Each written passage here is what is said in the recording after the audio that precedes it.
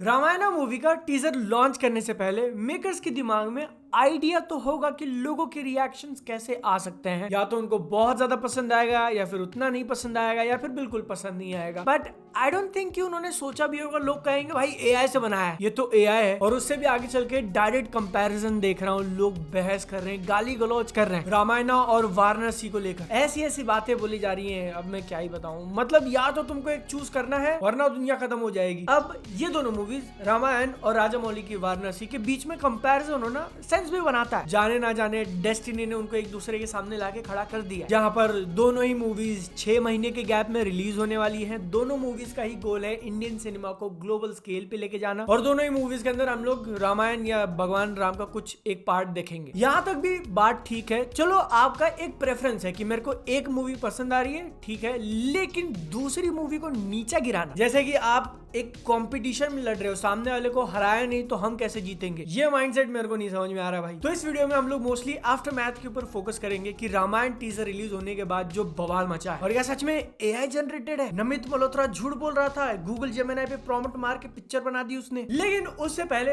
वाराणसी वाले टॉपिक पे मैं अपना हम्बल ओपिनियन अगर देने जाऊं, इंटरनेट है भैया, हर किसी की जुबान है, हर कोई बोल सकता है, मैं भी बोल रहा हूं, तुम भी बोलो। तो एट दिस पॉइंट जितना फुटेज अपने सामने है उस बेसिस पे दोनों मूवीज का कंपैरिजन करना फेयर नहीं है, इज व्हाट आई बिलीव। क्योंकि जहां एक तरफ हमने रामायण का टीजर देख लिया है बेसिकली, वहीं वाराणसी मूवी का कोई फुटेज नहीं है अपने सामने। जो उन्होंने ग्लिम्स निकाला था वो एक कॉन्सेप्ट वीडियो था, पूरा का पूरा वीएफएक्स से बनाया हुआ, सिर्फ उस प्रमोशनल इवेंट के लिए। उसमें भी वो मोस्टली मोशन पोस्टर टाइप छोटे छोटे वीडियोस थे, जिससे राजामौली अपनी मूवी का कॉन्सेप्ट हम सबको बताना चाह रहे थे कि मेरी मूवी का ये स्केल जाएगा। पिक्चर के एक्चुअल शॉट्स अभी तक हमने नहीं देखे जिससे तुम रामायण और वाराणसी को सेम पेज पे कंपेयर कर सको। हाँ, वाराणसी का जितना हमने देखा उससे डायरेक्टर का विजन जरूर क्लियर हो जाता है, और राजामौली का तो मैं फैन हूं। नो डाउट कि जब वो रामायण वाला सेक्शन उठाएंगे तो उसको पूरा जस्टिफिकेशन देंगे, उसको एकदम एपिक स्केल पे बिल्ड करेंगे। और मैंने ये चीज बहुत बार बोली है कि राजामौली विजुअली बहुत स्ट्रॉन्ग डायरेक्टर है। और इस पूरे कंपैरिजन में एक और बहुत इंपॉर्टेंट एंगल लोग कंसिडर नहीं कर रहे हैं कि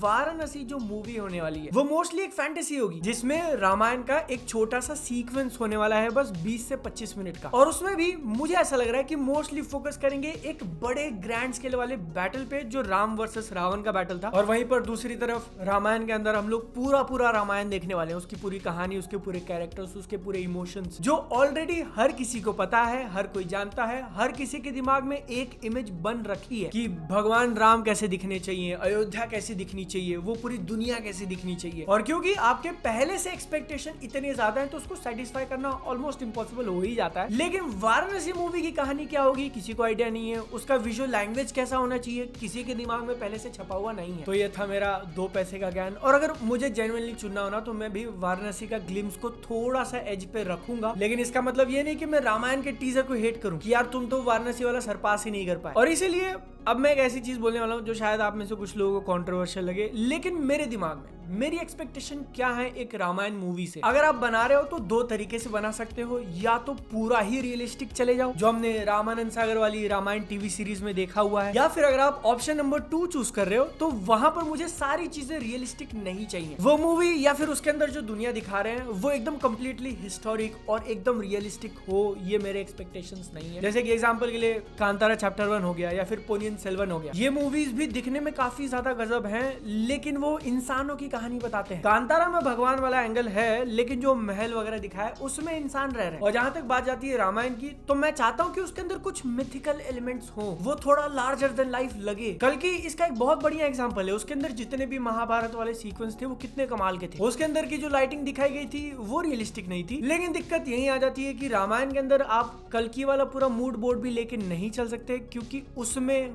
वॉर वाला पूरा सीक्वेंस दिखा है। और रामायण जो कि काफी ज्यादा इंटरपर्सनल ड्रामा होने वाला है, उसमें आप वॉर वाला एस्थेटिक लेके नहीं चल सकते। हाँ, इसी रामायण मूवी का जब हम लोग एंड वाली लड़ाई देखेंगे, राम वर्सेस रावण वाली, तब जाके सेम पेज पे कंपैरिजन कर सकते हो कि वाराणसी ने कैसा दिखाया था और कल्कि ने कैसा दिखाया था, किसका ज्यादा बढ़िया रिप्रेजेंटेशन था। और मैं इतना सारा एक्सप्लेन क्यों कर रहा हूँ, क्योंकि अब भाई वो एआई वाला पॉइंट उठाना पड़ेगा। मैं एक तरीके से हंस भी रहा हूँ और मुझे थोड़ा थोड़ा गुस्सा भी आ रहा है। गुस्सा इसीलिए क्योंकि किसी भी वीएफएक्स आर्टिस्ट के लिए सबसे बड़ी तौहीन बेइज्जती तुम बोल लो, यही होगा कि उसके काम को कह दो ये तो एआई है। और हंसी इसलिए आ रही है कि भाई ऐसे ऐसी चीजों को लोग एआई बोल रहे हैं। मैं बोलूं क्या एआई स्लॉप ने आपके दिमाग को इतना ब्रेन रॉट कर दिया है कि अब हर किसी चीज को पॉइंट करके कहोगे ये तो एआई है। सबसे बड़ा एग्जांपल ये लोगों के बीच में चलने वाला शॉट ले लो जहां पे सब लोग उनके ऊपर फूल बरसा रहे हैं। मैंने इतने ज्यादा रिएक्शंस देखे लोगों के जिसमें वो कह रहे हैं कि ये तो पक्का एआई है। इसमें तुम देखो वो बच्चा पीछे कैसे देख रहा है, रणबीर कपूर की तरफ तो देख ही नहीं रहा। मतलब एक सेकंड के लिए भी दिमाग मत लगाना कि उनके पीछे और कोई हो सकता है जिसको वो बच्चा देख रहा है। लेकिन एक बहुत इंटरेस्टिंग बात बताने वाला हूँ, तुम भी हंस दोगे। ये जो शॉट है ना बीच में से चल के जाने वाला फूल बरसा रहे हैं, उसमें अगर उसी बच्चे को तुम ध्यान दोगे तो वो 2 बार आता है। पहले जब लो एंगल वाला शॉट है तो वो निकल चुका है, देन हम लोग जब ऊपर वाला एंगल शॉट में जाते हैं तो वो सेम बच्चा वहीं पर मौजूद है। 2 बार रिपीट कैसे हो रहा है, एआई से बनाया इन्होंने। And it is actually true, वो बच्चा 2 बार अपीयर होता है 2 अलग अलग शॉट्स में। लेकिन सिर्फ वो बच्चा नहीं, उसके आसपास जितने लोग हैं वो हर कोई रिपीट हुआ है। बच्चे के राइट में जो खड़ा है उसको देख लो, बच्चे के लेफ्ट में जो खड़ा है उसको देख लो, उन्होंने सर पे जो बांधा हुआ है वो सेम एग्जैक्ट कलर का है, सेम एग्जैक्ट पर्सन है वो। तो ऐसा कैसे है, मतलब क्या ये सच में उन्होंने एआई से बनाया है? देखो 2 क्लियर कट पॉसिबिलिटीज हैं। सबसे पहला कि नमित मल्होत्रा ने सबको सबके चेहरे पे झूठ बोला, 4000 करोड़ कुछ फूके नहीं है इसके अंदर, घर बैठा जेमिनी पे प्रॉम्प्ट डाला, बन गई वीडियो, बन गया ट्रेलर, बन गई पिक्चर। या फिर दूसरा ऑप्शन जो इस केस में हुआ है, ऐसा मुझे लगता है मोस्ट लाइकली कि ये बीच में चल के जाने वाला is just a very classic case जहां पर उन्होंने एक ही सीन के मल्टीपल शॉट्स लिए हैं और उन दोनों को ट्रेलर में यूज कर लिया। क्योंकि ये बहुत नई चीज नहीं है। तुम इमेजिन करो तुमने करोड़ों रुपए खर्चे किए, एक्टर को बुलाया उस दिन, उसको पूरा तैयार किया, 20, 50, 100 एक्स्ट्रास लगा दिए जो खड़े वहां पर वो सीन एक शूट करने के लिए। तो क्या तुम सिर्फ एक ही एंगल लोगे? क्या उसको तुम सिर्फ एक ही बार शूट करोगे? वो भी तब जब तुमको बहुत ज्यादा चेंज नहीं करना है, कैमरे का एंगल लो करना है, अगर लेंस बदल लिया तो बदल लिया। ऐसा मुझे लगता है हुआ होगा। और मैं इसके लिए लोगों को ब्लेम भी नहीं कर रहा हूँ कि वो फंस गए, कि उनको बिलीव ही नहीं हो रहा ये रियल में शूट किया होगा। क्योंकि आज के टाइम पे एआई इस लेवल पे पहुंच चुका है, इस लेवल की क्वालिटी डिलीवर करता है ना कि थोड़ा भी अगर वीडियो में यहाँ वहां लगे एआई, भाई एआई। सबसे ज्यादा मैंने अंदर सर पकड़ लिया जब मैंने देखा कि लोग कह रहे हैं कि ये जो रथ का पहिया है वो भी एआई से बनाया है। Like What? Really? Just because उसके अंदर काफी सारा इंट्रिकेट डिटेल्स हैं और वो दिखने में उठ के आ रहा है, तुम हर एक लाइन को ऑब्जर्व कर सकते हो, एआई हो गया। मतलब अगर इतना पैसा खर्चा कर रहे हैं वो लोग पिक्चर के ऊपर, तो एक रियल का रथ नहीं बनवा सकते? रियल का रथ छोड़ दो, एक पहिया नहीं बनवा सकते डिजाइन के साथ? एंड आई थिंक यहीं पर काफी सारे लोग एक पॉइंट भूल जा रहे हैं कि मेकर्स के दिखाने का पर्सपेक्टिव क्या था, उनका विजन क्या है। टीजर देखकर मुझे ऐसा आइडिया लग रहा है कि वो एक ऐसा किंगडम दिखाना चाहते थे, एक ऐसा राज्य दिखाना चाहते थे जो बहुत ज्यादा बहाल है, मतलब एकदम नेक्स्ट लेवल, इतना ज्यादा संपन्न है वो कि वहां का रथ भी सोने का बना हुआ है, वहां की चीजें एकदम साफ सुथरी है। और वही साफ सुथरी चीज अगर थोड़ी और ज्यादा साफ सुथरी होगी तो भैया एआई है। मेरे को कचरा क्यों नहीं दिखाई दे रहा, गंदगी क्यों नहीं है वहां पे? एंड अगेन इसके पीछे रीजन भी अंडरस्टैंडेबल है कि आज के टाइम पे लोगों का ट्रस्ट इतना ज्यादा खत्म हो चुका है ना वीडियोस और फोटोज के ऊपर, क्योंकि एआई की क्वालिटी इस लेवल पे पहुंच चुकी है।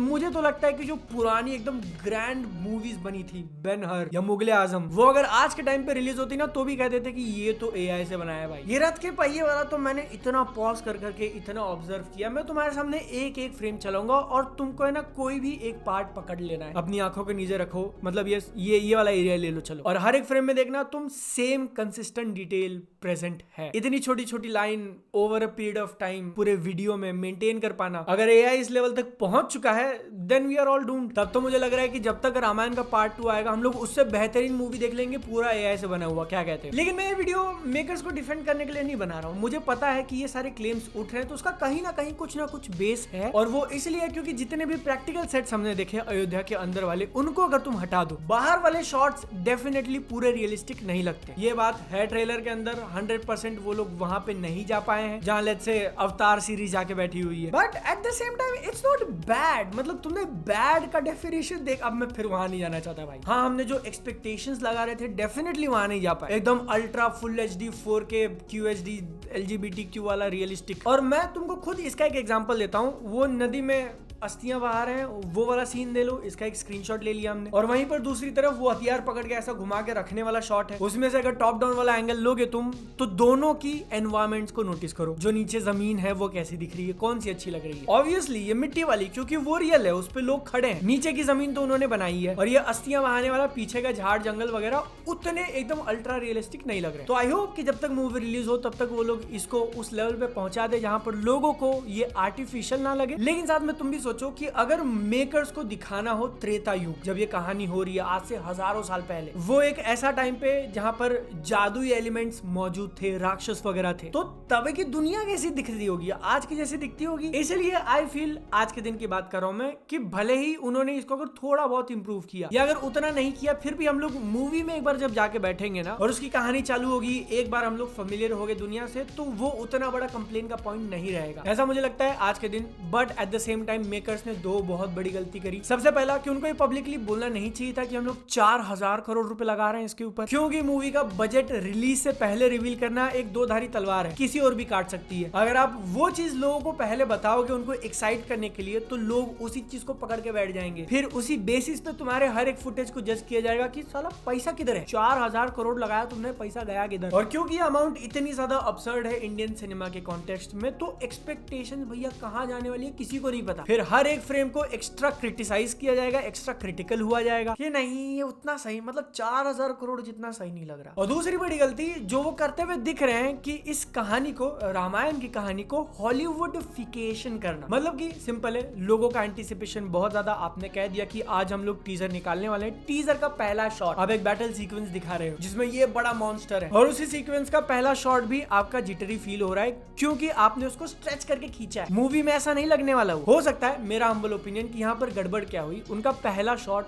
20-24 फ्रेम्स का होगा, लेकिन वो बहुत जल्दी निकल जा रहा है। उनको थोड़ा सा लंबा उसको करना है ताकि लोग अटेंशन दे, उसके ऊपर ध्यान दे, और उन्होंने उसको खींच के लंबा किया। स्पीड ड्यूरेशन की टाइम थोड़ी स्लो कर दी, जिसके कारण वो फ्रेम्स इतने डिवाइड हो गए कि जिटरी लगने लगे। आपको सिंपली फाइटिंग से चालू करना ही नहीं था। आई फील कि the reason they started with this, क्योंकि उनको वेस्ट में भी अपील देना था थोड़ा कि ये देखो हमारी कहानी में मॉन्स्टर्स भी हैं, जायंट्स भी हैं, लड़ाइयां भी काफी होने वाली हैं, ग्लोबल लेवल पे मार्केट कर रहे हैं, तो उनको एक रेफरेंस पॉइंट दिलाने के लिए लॉर्ड ऑफ द रिंग्स का नाम लिया जा रहा है। इसके क्रीचर भी लॉर्ड ऑफ द रिंग्स से काफी सिमिलर फील होते हैं, तो इसलिए सबसे पहला शॉट वो नहीं दिखाना चाहिए था, क्योंकि उसने फिर बाकी पूरे ट्रेलर की एक्सपेक्टेशन सेट कर दी, एकदम कंफ्यूजन में डाल दिया कि ओके ये फिर से हम लोग आदि पुरुष की तरफ चल रहे हैं, वही मारा मारी। इसके बदले अगर वो लोग अपने स्ट्रेंथ्स की तरफ चिपक के रहते हैं ना, वो एक्चुअल चीज जो इस मूवी को मेक और ब्रेक करेगी। मैं अभी भी कह रहा हूँ कि आज आप जितने भी ज्यादा सुपर फोकस्ड हो कि रियल लग रहा है नहीं लग रहा है, एआई लग रहा है नहीं लग रहा है, जब पिक्चर थिएटर में रिलीज होगी तो वो उतना मैटर नहीं करेगा। आई नो वो लोग मूवी आपको इस चीज पे बेचने की कोशिश कर रहे हैं, लेकिन मेरा पर्सनल एक्सपीरियंस कहता है कि जब एक्चुअल पिक्चर देखने की बारी आती है ना, तो दूसरी चीजें आपको ट्रेन की तरह ठोक सकती हैं। क्योंकि ये मेरे साथ हुआ था भाई, मैं अपना पिछवाड़ा टाइट करके देख रहे कि आदि पुरुष में पता नहीं कैसा वीएफएक्स देखने मिलेगा, लेकिन फिर उसके डायलॉग्स आके जो चमाटा मारे मेरे को, तो आप उस पे फोकस कर सकते थे। इस टीजर में थोड़े बहुत डायलॉग्स कैसे लिखे आपने, जो इमोशंस हैं, इमोशन वाला एस्पेक्ट को जरूर उन्होंने टच किया, काफी की सीन्स दिखाएं जो पिक्चर में होंगे। अगर कैरेक्टर्स के मैनरिज्म्स दिख जाते कि वो एक दूसरे से कैसा बात कर रहे हैं, किस तरीके से इंटरैक्ट कर रहे हैं, तो आई थिंक बेटर होता। लोग उतना मॉन्स्टर और एआई पे फोकस नहीं करते। और मैं अभी बता रहा हूँ कि इसका एक्चुअल लिटमस टेस्ट तो आना बाकी है। तुम अभी से देखकर जज मत करो, क्योंकि